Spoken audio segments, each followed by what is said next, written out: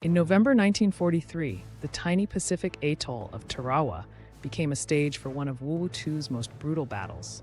The Japanese garrison, led by Admiral Keiji Shibasaki, was ordered to defend the island to the last man.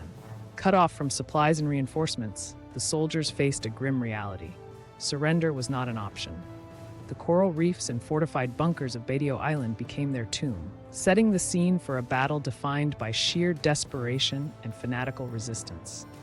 The Japanese soldiers' refusal to surrender was rooted in years of relentless indoctrination. The Bushido code, emphasizing honor above life, was drilled into every recruit. Surrender meant shame for their families and eternal dishonor.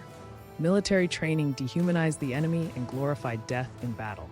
Letters from soldiers revealed their internal conflict, longing for home, yet resigned to die.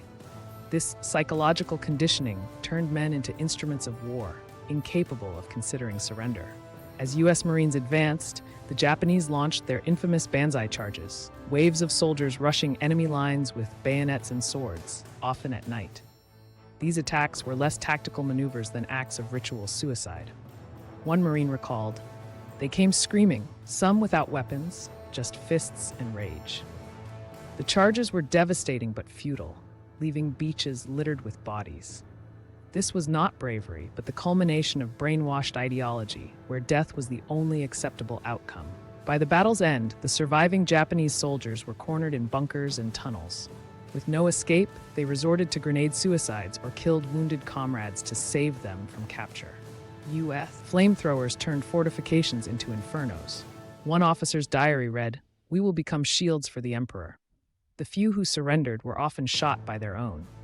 This was the tragic endpoint of an ideology that valued death over humanity. The Battle of Tarawa left 4,700 Japanese dead. Only 17 surrendered. For the U.S., the victory was overshadowed by the horror of such fanaticism. Post-war Japan grappled with the consequences of militarism, but Tarawa remains a stark lesson.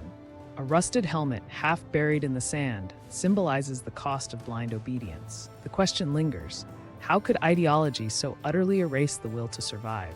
The answer lies in understanding the dark power of indoctrination and ensuring history never repeats it.